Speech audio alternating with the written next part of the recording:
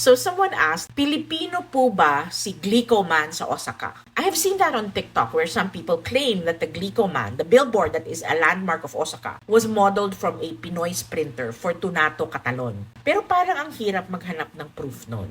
I started reading on Fortunato Catalon. He was born in the rural town of Tolosa, Leyte in 1898 to a farming family. As a student athlete, he dabbled in baseball before finding his calling in track and field. He broke into athletics at the age of 19 when he won the gold in the 100-yard and 220-yard events at the 1917 Far Eastern Games. I found his 1917 passport application, which even mentions his address and his cedula number. The backside mentioned he was 19 years old, 5'3" in height, with typical Pinoy features. Over the next years, Fortunato raked in the medals at the Manila Games, the Shanghai Games, and the Far Eastern Games, earning him the unofficial title of Asia's fastest man. In 1923, the St. Petersburg Independent reported how he held the record for the 100 yards after the Far Eastern Games. Other American newspapers referred to him as a genuine threat to American track superstar Charlie Paddock, who got 2 golds at the 1920 Antwerp Olympics. In 1924, Fortunato did not make it to the Paris Olympics. Instead, David Nepomuceno represented the Philippines but did not place. Hindi ko alam kung bakit hindi nakasama si Catalon sa Paris. Fortunato dominated the Far Eastern Games, the precursor of the Asian Games,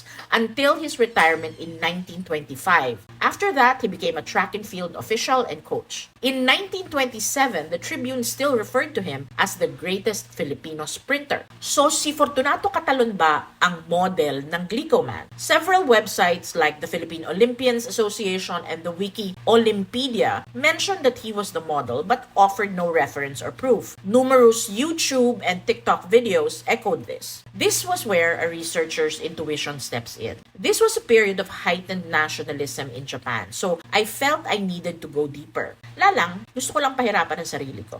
I just needed Glico itself to say Catalon was Glico Man. I looked through their website for company and product history, no mention of Fortunato. Then I found out that Glico had a museum in Osaka and they had a virtual reality walkthrough. Medyo mabagal mag-load yung site pero it was an opportunity to get better data from the company itself, so naghintay ako.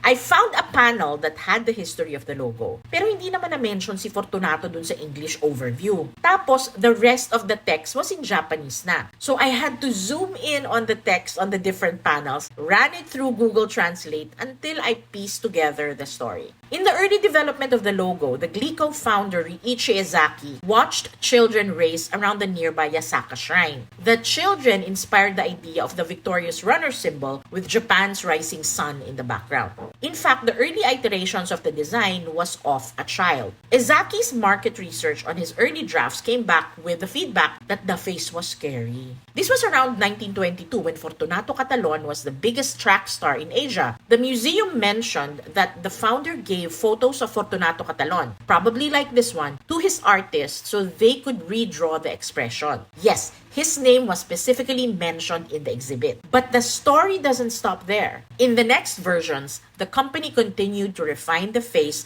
using other track and field athletes as the peg. So, compare natin yung mukha ni Fortunato Catalon sa mga Glico men over the years.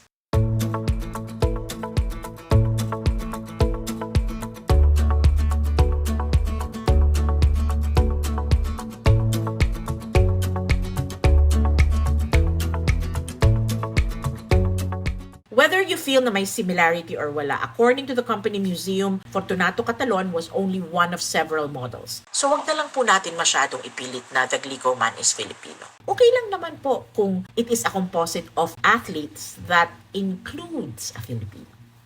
O, diba? Meow meow.